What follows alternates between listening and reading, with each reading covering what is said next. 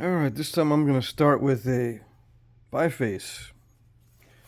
This, I hope, is going to be good quality material because I have some plans for this one.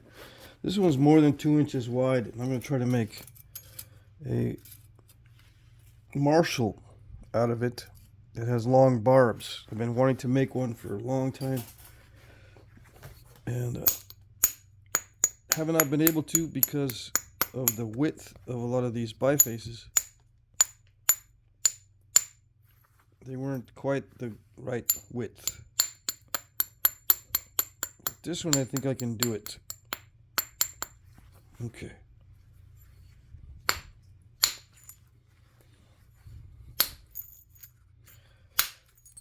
This is a 9.7 ounce bopper, copper, lead filled, and I'm probably gonna have to buy a new one soon.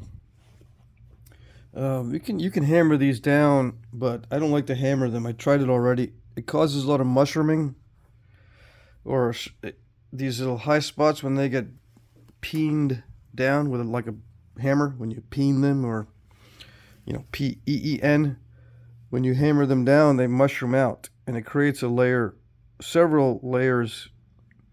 Sometimes in some areas, and it prevents solid contact with the workpiece. So I prefer just to grind it down with a Abrader in between videos, just slightly grind it. It does two things. It removes the high spots, which it creates a better contact. It also removes debris, like little stone chips, from the pits in between. Peening does not do that. And it also makes everything stickier, which it shaves off the hardened copper from all the pounding. Copper work hardens, so the more you pound it, the harder it gets when it's in a cold state. So when you remove the hardened areas, it's stickier, it grabs better. Okay, so I like the solid contact. I like the smoother surface without all the debris, and the good effects of abrading this instead of peening it with a hammer. And when it wears out, I'll just buy another one. When it wears out, I'll buy another one. Yeah. Okay, just to get that out of the way. I forget that people, when they watch my videos, they don't watch all of the videos. And it so happens that the videos where I explain things like tool maintenance, hardly anyone is watching those or something, because I get questions on tool maintenance, or what am I using, where did I buy it, etc., etc. You can buy this at flintknapping Okay. I did not make it by myself, although I did get some copper caps recently from a friend of mine, so I can try making my own. It might save me some money, but it takes time, so I'm not sure what's better, so I'll do both. I'll make some of my own and I'll buy some as well. Okay.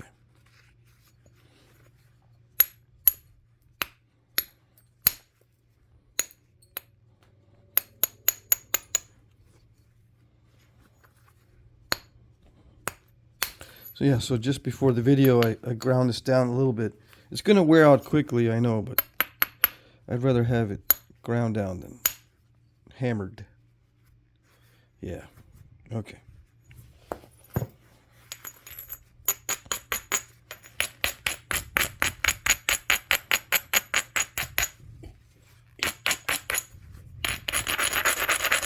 I don't know what kind of chert this is. It's just a Texas chert that we picked up for free. And you never know what you're going to get. Like a box of chocolates, you don't know what it's going to turn out to be till you get into it. Looks pretty good.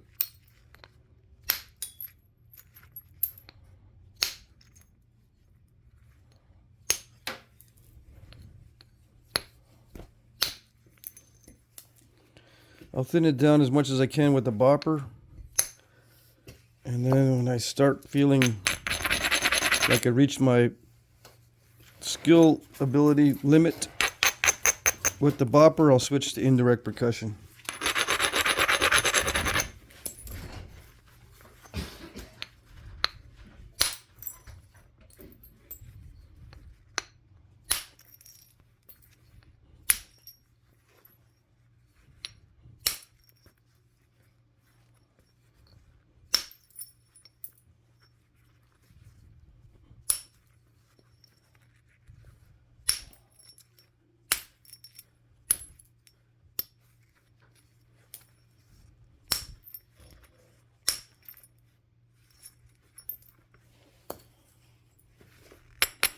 So far so good, and I'm opportunistic, so I don't create individual platforms on purpose for each strike. I knock off the weak areas, and wherever I can see an opportunity to strike, after I do that, that's where I strike. It isn't until I get to the thinning phase that I start constructing platforms for certain flakes.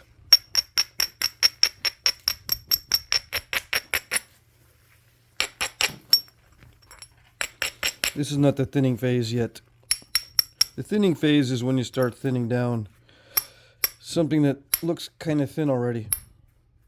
Secondary thinning, I guess. Might be another way of thinking about the thinning phase. This is thinning it somewhat,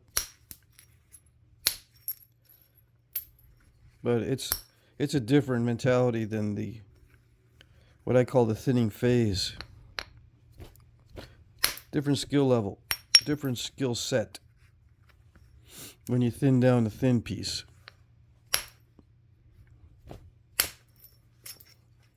Everything's got to be more careful and structured.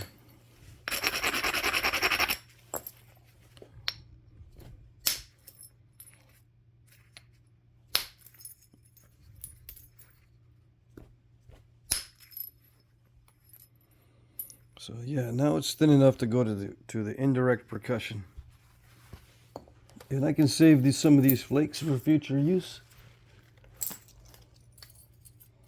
Although some of them are extremely thin, they're not that fun to work with when they're that thin. Okay, where's my stash? Okay. Alrighty, and this is raw chert, so it's pretty good. I got lucky. A lot of times raw chert is not that great, especially stuff you find on the surface. A lot of times it's all cracked. This is pretty good.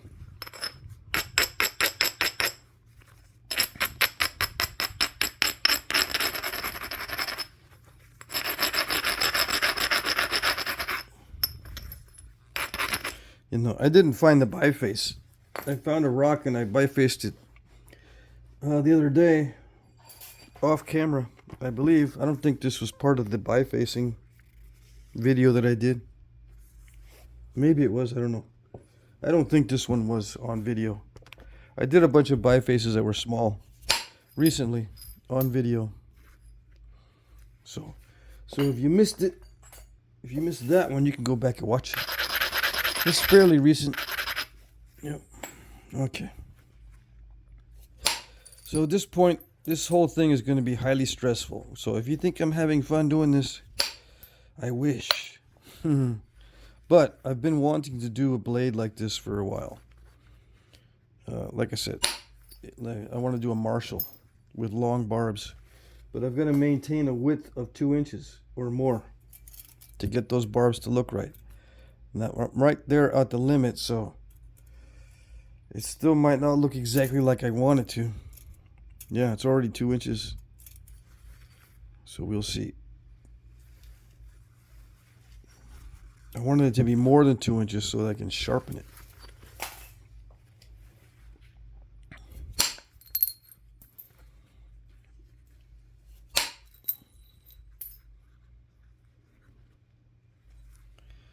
Yep, so I've got to be careful with this. I don't know how snap and halfish this stuff is.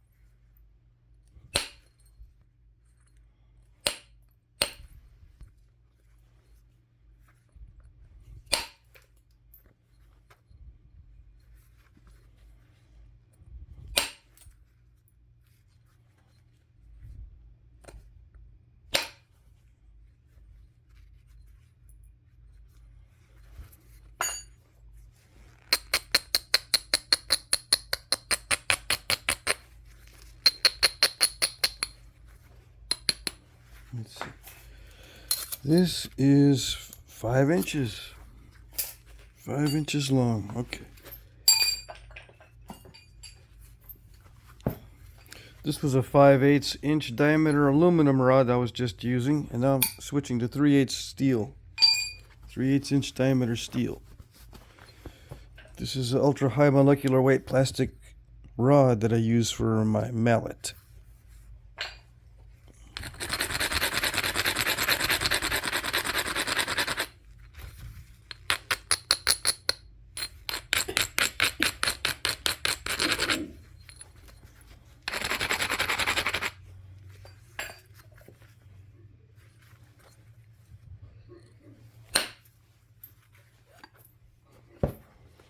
I've got 2 ends on this. One is more rounded than the other end. I switch over and use the different ends according to what I think I need. But there's no set rule. Sometimes I don't even follow my own advice. Yep.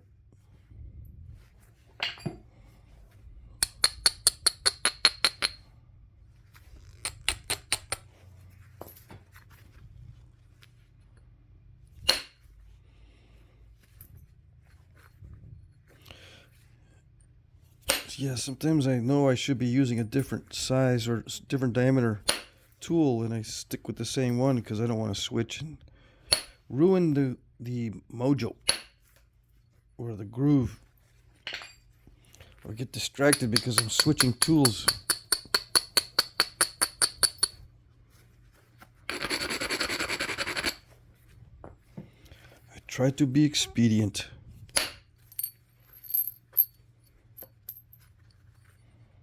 Now, Marshalls have thinning flakes like this on the final piece. Right now, I'm going to probably have to do several of these basal thinning flakes. One over the top of the other until I can get it down to the thinness that I want. And I think they did these base first, or stem first. So I'll try to develop the stem early.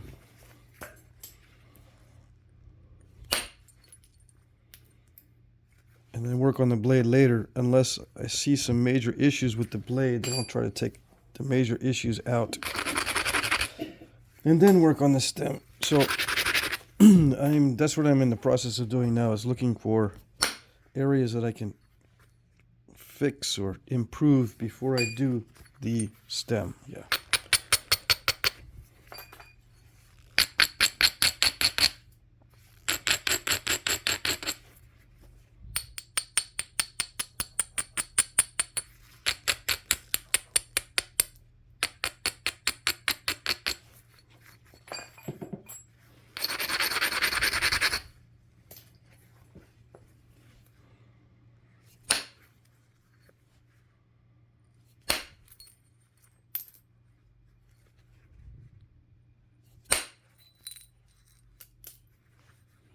Ouch.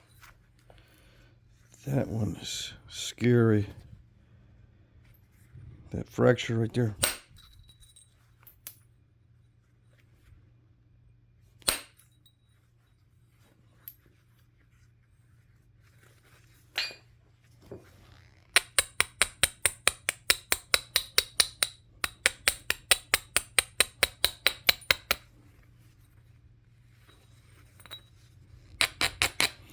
Those happen when I'm a little too aggressive.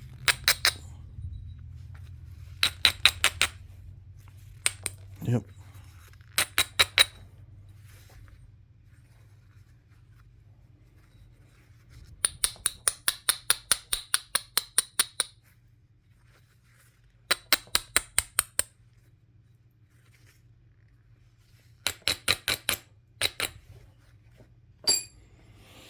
Sometimes the steel is a little harsh on the edge also.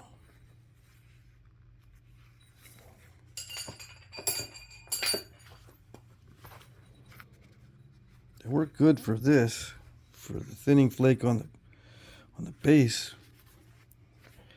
It's a little too harsh on the edge up here though. I don't think that crack goes in very far, so I'm not worried about it opening up. I'm worried about it looking poor cosmetically later. I'll have to fix that. I'll have to fix the look of it. I'm gonna switch back to steel to work on the base first. Let's see.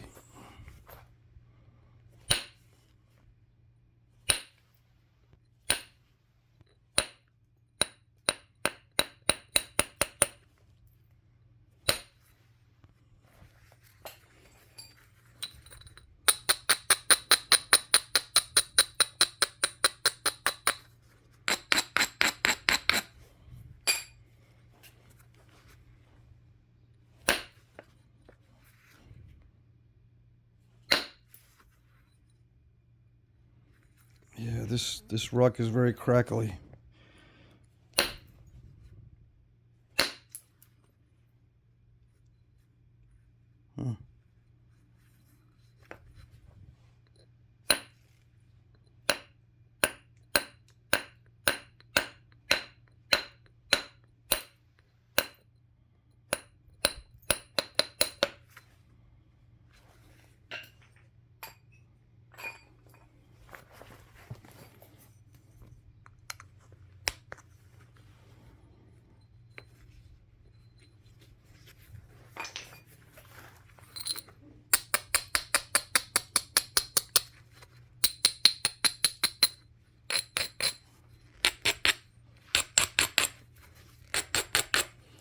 Yeah, in the real ones, they're made stem first in many cases. I don't have to do it that way, but I want to see if I can do it.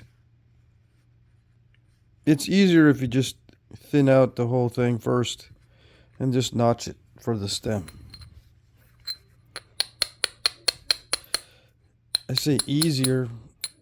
Why didn't they do it in the past if that's the easier way? It's the easier way for me, but if you're being aggressive like they were in the past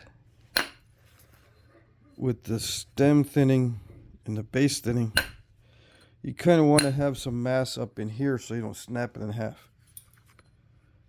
Yeah. So I think they were starting with big blades. Otherwise, if you don't have to worry about it snapping in half, you can do the base last. But if you need a lot of mass up here, you find it's easier when you have a lot of mass up on top, it's easier to drive thinning flakes from the base. That's one. Number two, if you have a lot of mass up here, it doesn't snap in half as easily as if you had thinned it. And three, if you've got experience thinning the blades and you find it easier to thin blades than to do the stem, then you do the hard part first and then do the easy part later. That way you're pacing yourself during the napping and you're not going to be doing the most difficult stuff while you're the most fatigued. Right? Right. You can slow that down if you want to and replay that. I don't want to repeat it.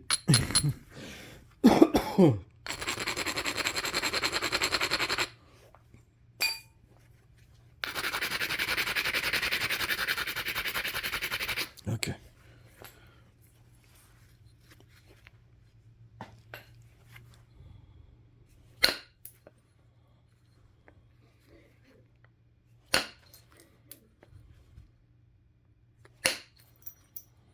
Yeah, I said earlier the stone was crackly. Why didn't I get any crackly stuff this time? Because I prepared the edge a little bit better so that it would be strong enough to resist the initial strike in the beginning.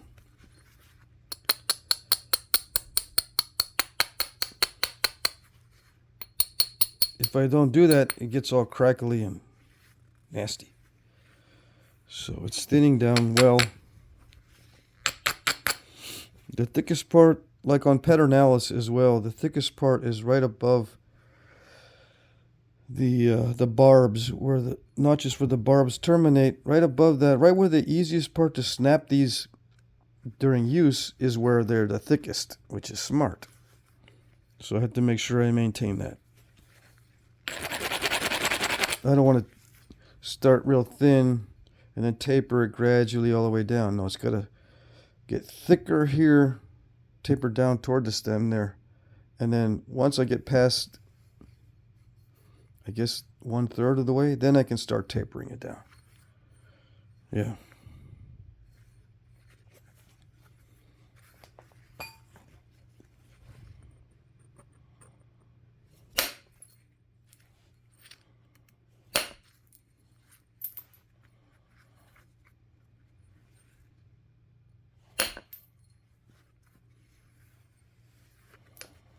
I'm just making it more regular right now.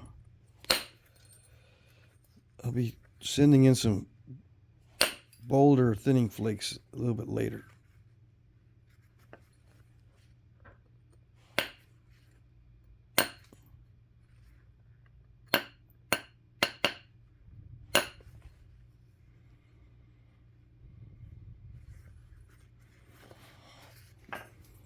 And I'll fix all this junk in here a little bit later.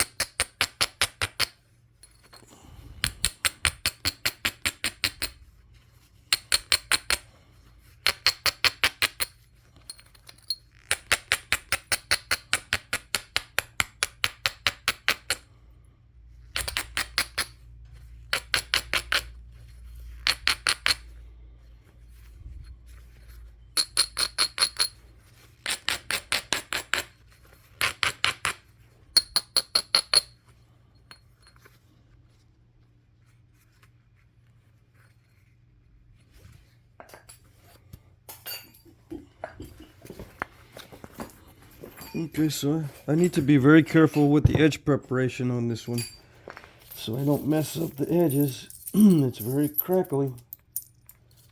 So I'll be taking little pauses every now and then to clean up these edges so that I can develop strong areas to hit.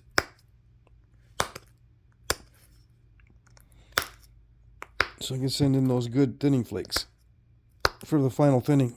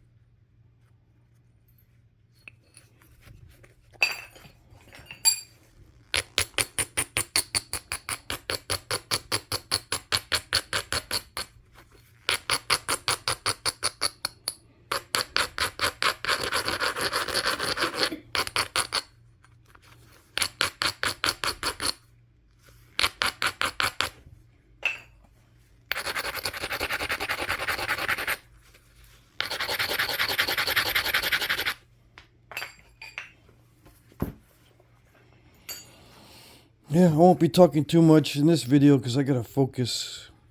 And then I'll talk if I need to distract myself. But for the most part, I need to focus on getting good flakes.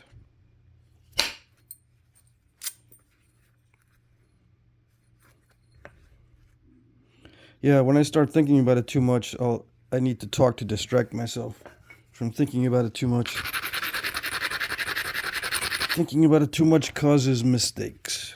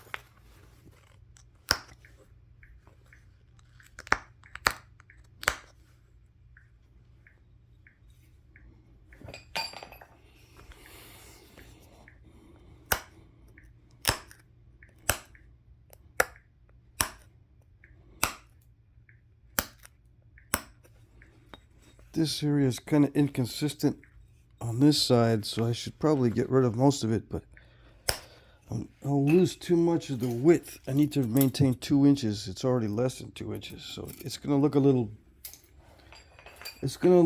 not correct. It needs to be at least 2 inches. It's more narrow than that, so I'm gonna try to work with what I have. Like I say, I'm gonna try to make doo-doo with what I got.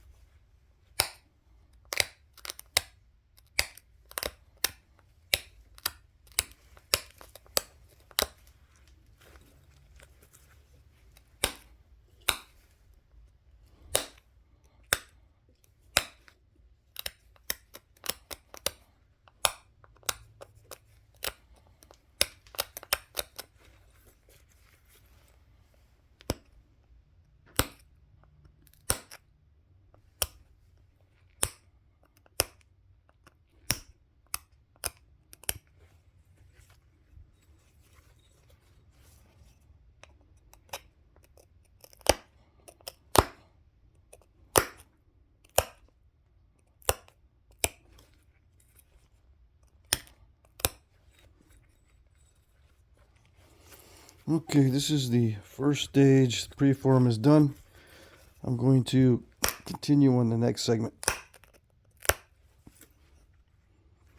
Okay.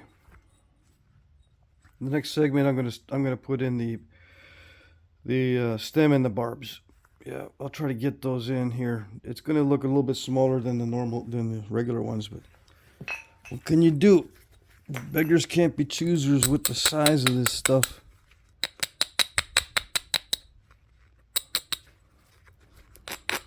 I think I can get it to work. Okay. Next segment,